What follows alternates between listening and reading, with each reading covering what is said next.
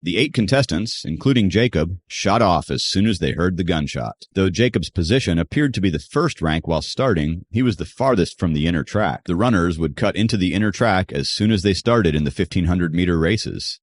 When Jacob cut into the inner track, he was the second last in the race, while the runners who started from the tracks closer to the inner track were all running ahead of him.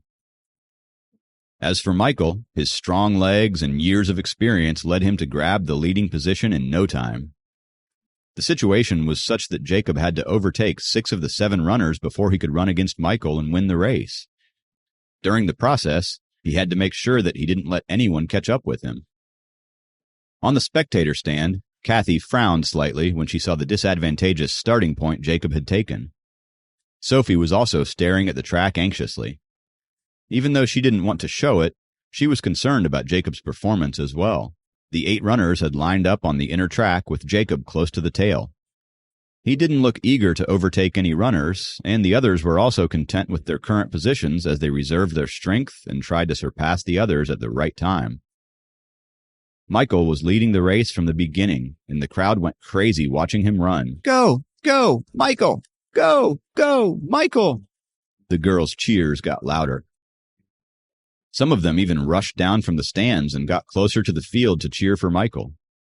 Due to their large numbers, the volunteers responsible for maintaining order couldn't keep them out and tolerated them as long as they didn't interfere with the race. The girls formed a circle around the tracks as they cheered Michael up close. After some consideration, Kathy also got down from the stand and walked onto the field to cheer for Jacob. By now, the runners had finished 1 lap, which was 400 meters. They were beginning to feel the fatigue, and their steps were not as swift as they had been at the beginning of the race. The competition for stamina had begun. Jacob was the first to start overtaking his competitors.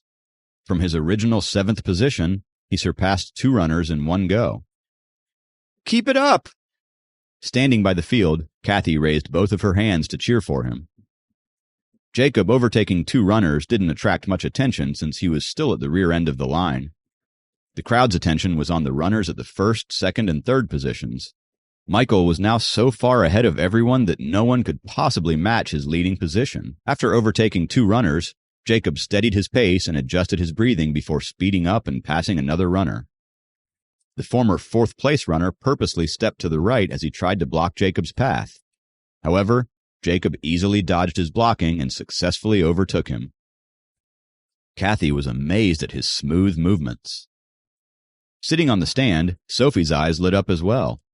It was not a movement that he had learned and copied. It was natural. Is it possible that he had unintentionally reached the first level of the spirit concentration scroll and understood the makeup of the world? Sophie wondered. She wanted to go down to the field and take a closer look, but she gave up on the idea, knowing that she wouldn't be able to see Jacob all that well because of her short height. Giving up, she stayed on the stand.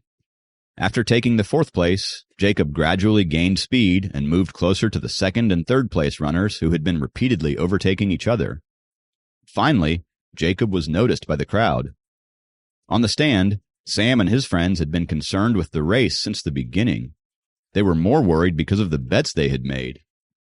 Seeing Jacob overtake runners before him one by one, Sam grinned with joy since most of the guys in the class had bet on Jacob ending with either the last place, the 2nd last place, or the 6th place.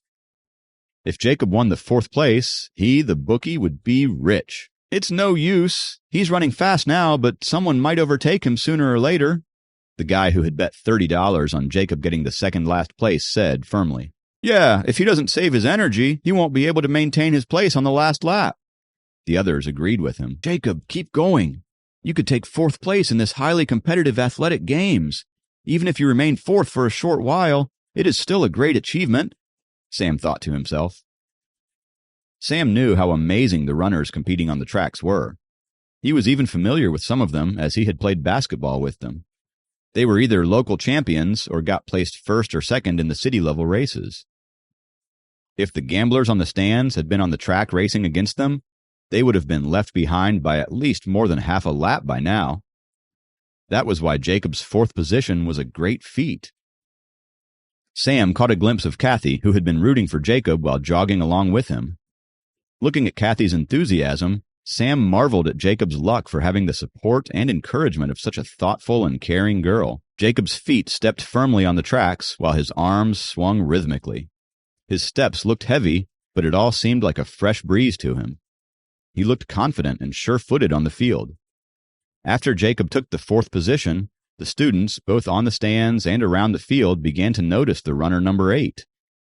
He had been advancing steadily without much ease and with no sign of fatigue. "Who is this guy? Is he from the mechatronic engineering major? He was in the last position at the beginning of the race." People began to talk about Jacob because they found that the runner with the tag number 8 was running steadily and even speeding up slowly, while others had begun to slow down. Kathy watched Jacob as he passed the curve in front of her and saw the drops of sweat on Jacob's face clearly. She couldn't help but feel a rush of butterflies in her stomach. Jacob looked at the ground ahead of him and was oblivious to the fact that the crowd was still cheering for Michael. Kathy felt an extraordinary rush of attraction towards Jacob as she looked at his earnest and persistent effort. Just a moment ago, when the girls were competing, Jacob looked like every other guy as he keenly watched the performance of the athletic girls on the tracks. He was checking them out for sure. However, when the real responsibility of competing in the race fell on his shoulders, he came through. Sweat dripped down from Jacob's chin. Some of it soaked his shirt, while the rest dropped onto the track and shattered in pieces before sinking into the ground. While all the other girls were still cheering for Michael, owing to his handsome face and brawny physique, Kathy was too busy getting more and more attracted to Jacob. On the spectator stand, Sophie had her eyes locked on Jacob and gradually understood his movement. Each of Jacob's steps seemed to contain dragon principles and were extraordinarily steady and firm. A unique aura seemed to have surrounded him, while nature's essence flowed through him. His aura was gradually transforming. Sophie couldn't get to the bottom of it. She wished Susan had been here, since she would have been able to tell her what level Jacob was on. She didn't realize that the most important thing for cultivation was the one-mindedness between one's mind and one's spirit. Jacob did much better than her in this regard. On the rooftop of the stadium nearby, Susan stood in her blue dress with the blue sky as her background and watched the race intently. She nodded with appreciation and soon disappeared in a flash. While the 2nd place and 3rd place runners were still trying to overtake each other, like a floating ghost, Jacob passed both of them with ease. In their haste to overtake one another, the athletes didn't pay attention to Jacob, who was steadily catching up to them. They were astonished and tried to overtake him, but Jacob just left them in the dust. Jacob's steps were light, and his breathing was steady. It felt like he was taking a walk. It was impossible for the other runners to catch up with him. It seemed like he was flying. No way! In the spectator stand, designated to Jacob's class, all the guys stood up in awe as they were stunned at what they saw. In the blink of an eye, Jacob's ranking had turned from 7th to 2nd. No one knew how it happened, even though Jacob had managed to overtake his rivals one after another right in front of their eyes. Hearing the crowd's gasps of astonishment, Michael, who had been leading with ease, turned his head to see what the commotion was about. He was in shock to see that the athlete on the 2nd rank was gaining on him. The fact that the athlete was none other than the sophomore whom he regarded with disdain was way more shocking for the college stud. Distracted, he stumbled and almost fell. This precarious movement caused a wave of alarming shrieks among the girls.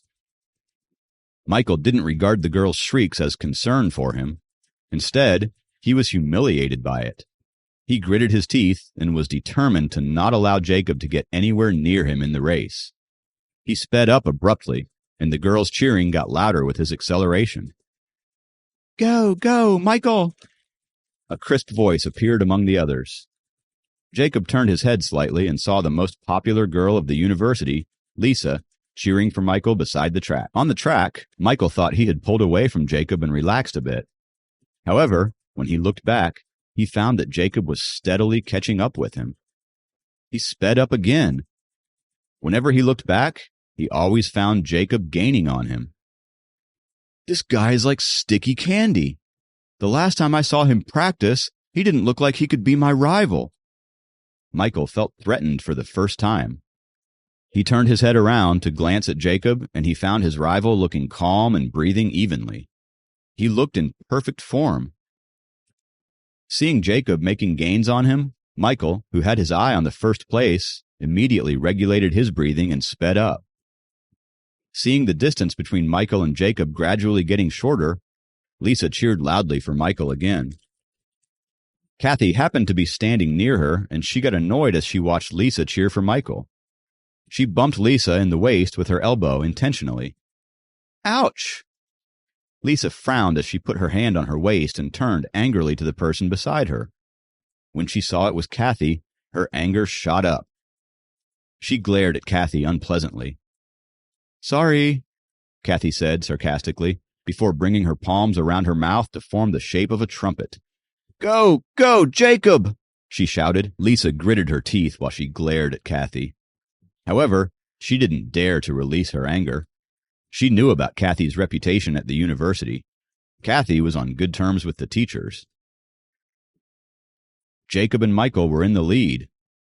The third-place runner was well behind them, while the fourth-place runner could overtake the third-place runner at any minute. On the spectator stand, Sophie looked at Jacob gaining up to Michael. She smiled wide and said, Go get him, dragon! Please subscribe to the Pocket FM YouTube channel and press the bell icon for instant notification. Check out our channel for more such exciting shows.